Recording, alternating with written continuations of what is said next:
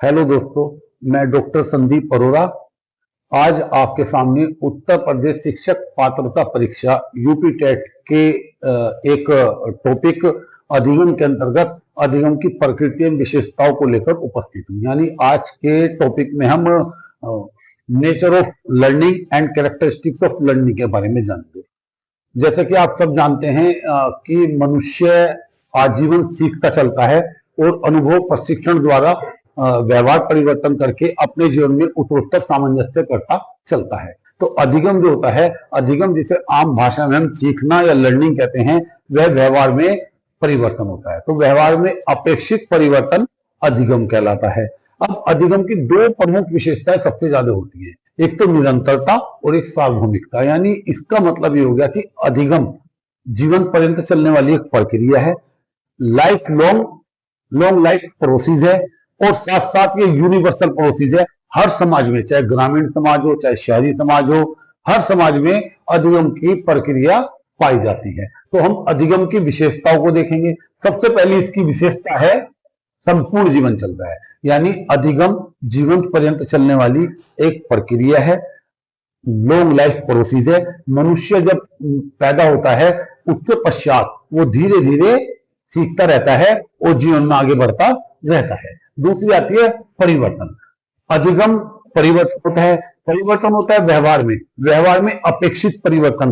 परिवर्तन होता है व्यवहार में, विश्वासों में, अभिव्यक्तियों में और ज्ञान में। तो ज्ञान में, अभिव्यक्ति में और व्यवहारों में जो परिवर्तन होता है उसको हम अधिगम कहते हैं। इसके अलावा अधिगम एक सार्वभौमिक प्रक्रिया है। सार्वभौमिक का मतलब है यूनिवर्सल प्रोसेस, हर समाज में पाया जाता है और प्रारंभ से, जब से मनुष्य सृष्टि पड़ा है तब से वो कुछ ना कुछ सीखता रहता है। अधिगम विकास और अनुकूलन की प्रक्रिया है। वुडवर्थ कहते भी थे कि learning is process of development, क्योंकि जैसे जैसे मनुष्य सीखता जाता है, अधिगम करता जाता है, वैसे वैसे उसका विकास होता चला जाता है। और अधिगम ही हमें जीवन में बहुत सारी परिस्थितियों से सामंजस्य करना बतलाता है।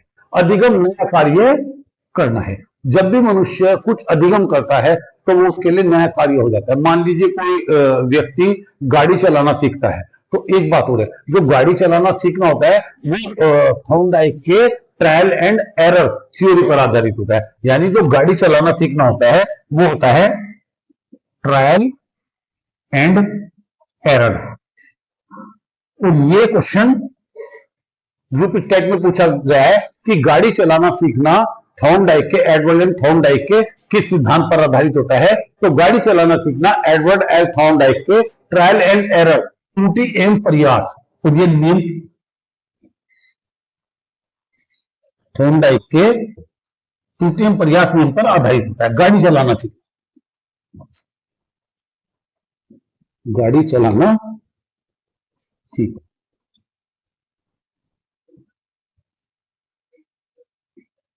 इसके बाद आता है अधिगम नए एवं पुराने अनुभवों का संगठन है। शिक्षा मनोविज्ञान ने जितने भी सिद्धांत दिए हैं उनमें सबसे महत्वपूर्ण जो सिद्धांत है वो है नवीन ज्ञान प्रदान किया जाता है। तो नवीन ज्ञान को पूर्व ज्ञान से जोड़कर प्रदान किया जाता है। इसीलिए कक्ष परिस्थितियों में एक अध्यापक कोई भी पाठ प्रारंभ करने से पूर्व प्रस्तावना प्रश्न पूछता है, इंट्रोडक्टरी क्वेश्चन पूछता है, और ये प्रस्तावनात्मक प्रश्न नए ज्ञान पुराने ज्ञान से जोड़कर नया ज्ञान प्रदान करने पर आधारित होते हैं। अधिगम उद्देश्यपूर्ण प्रोसेस है, बिना उद्देश्य के कोई नहीं सीखता। मान लीजिए कोई व्यक्ति साइकिल चलाना जानता है, लेकिन उसको अपने ऑफिस तक पहुंचने के लिए, जल्दी पहुंचने के लिए मोटरसाइकिल से जाना पड़ता है, तो वो मोटरसाइकिल चलाना सीख लेगा, क्योंकि मोटरसाइकिल चलाना उसका उद्देश्य था, जिससे कि वो अपने उद्देश्य जल्दी ऑफिस पहुंचने की पूर्ति कर सके। तो इस प्रकार अधिगम जो है उद्देश्यपूर्ण है। अधिगम विवेकपूर्ण है। इसका मतलब है अधिगम एक मानसिक प्रक्रिया है। वास्तव में अधिगम किसी भी पल के प्रति प्राणी की जो सक्रिय प्रतिक्रिया होती है को हम अधिगम कहते हैं। मान लीजिए ये है कि एक स्टिमुलस है, इस स्टिमुलस के प्रति प्राणी जो भी एक्टिव रेस्पॉन्स करता है वो अधिगम होता है। इसका मतलब अधिगम विवेकपूर्ण है, अधिगम एक मानसिक प्रक्रिया है। अधिगम व्यक्तिगत एवं सामाजिक दोनों है। अधिगम एक प्रक्रिया है जो इंडिविजुअल और सोशल दोनों तरह का प्रोसेस है। समाज में रहकर ही मनुष्य सीख सकता है और अकेले भी सीख सकता है और ग्रुप में भी सीख सकता है। इसलिए अधिगम व्यक्तिगत और सामाजिक दोनों है। अधिगम वातावरण और गतिविधि की उपज है, यानी अधिगम करने के लिए उचित वातावरण चाहिए। अगर उचित वातावरण नहीं होगा तो अधिगम भी नहीं हो पाएगा। इसलिए कहा जाता है learning is product of environment and activity.